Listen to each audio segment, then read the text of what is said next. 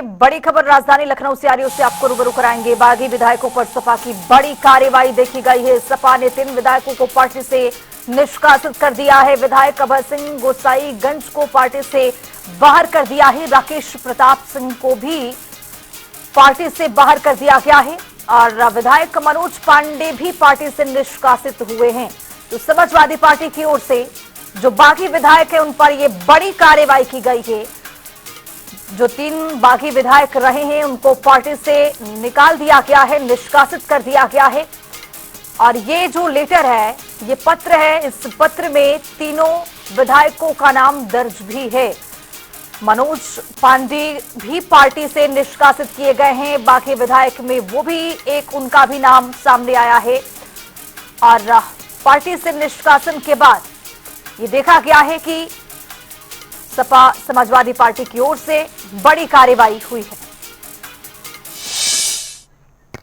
Samajwadi party पूरी तरह से हाशिए पर है और समाजवादी पार्टी का नेतृत्व तनाव में है। जमीन उनकी खिसक चुकी है। अभी भी उनके कार्यकाल की गुंडई अराजकता को लोग भूले नहीं है।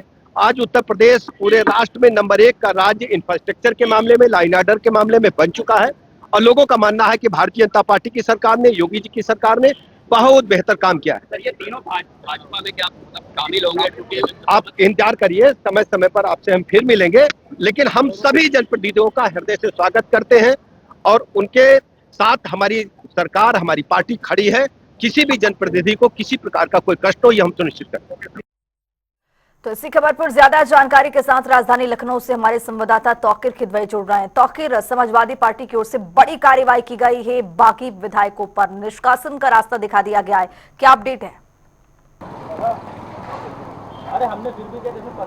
देखिए, ये पूरा मामला 2022 विधानसभा चुनाव के बाद शुरू हुआ था, जब राज्यसभा के लिए चुनाव हो रहे थे और वहां पर करीब 7 विधायकों ने क्रॉस वोटिंग की थी।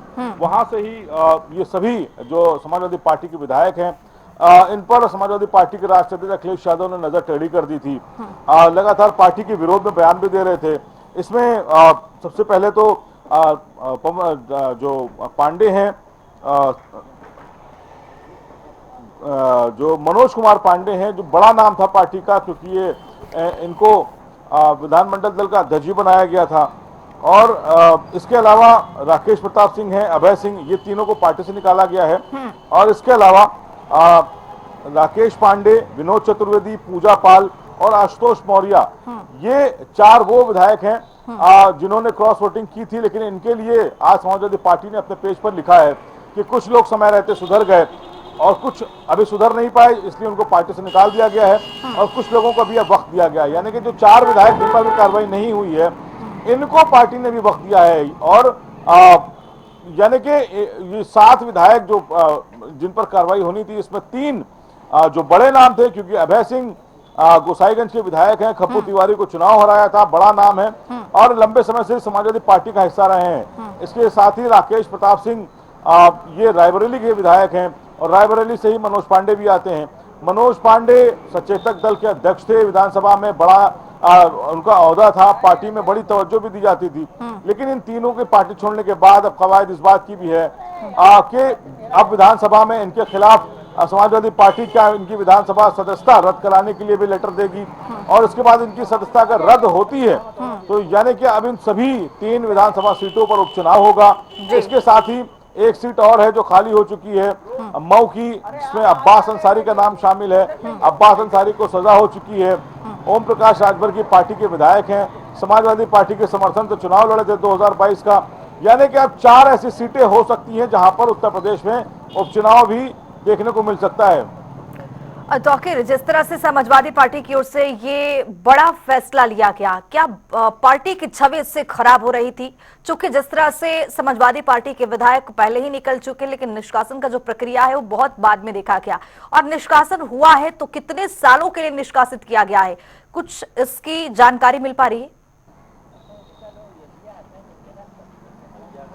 देखिए, मैंने आपको बताया कि राज्यसभा में जब आलोक रंजन कैंडिडेट थे समाजवादी पार्टी के, काफी करीबी समाजवादी पार्टी के वो कैडर के, क्योंकि वो प्रमुख सचिव भी रहे थे पुरानी सरकार में, मुख्य सचिव थे और इसी वजह से वो अभी रिटायरमेंट के बाद भी अखिलेश यादव के काफी करीबी माने जाते हैं। उनको समाजवादी पार्टी ने राज्यसभा मेंबर के लिए कैंडिडेट बनाया था, उनको मैदान में उतारा था और अपने विधायकों पर भरोसा किया था। और ये भी माना जा रहा था कि अगर सभी जो विधायक हैं समाजवादी पार्टी के, अगर वो क्रॉस वोटिंग नहीं करेंगे तो आलोक रंजन राज्यसभा का सफर तय कर लेंगे। लेकिन उसमें जो 7 विधायकों ने क्रॉस वोटिंग की, उसमें सबसे बड़ा चौंकाने वाले खुलासा इस बात पे हुआ कि ये जो सबसे पुराने जो कद्दावर नेता थे समाजवादी पार्टी के साथ एक लंबे समय से जुड़े थे, इन लोगों ने क्रॉस वोटिंग की थी।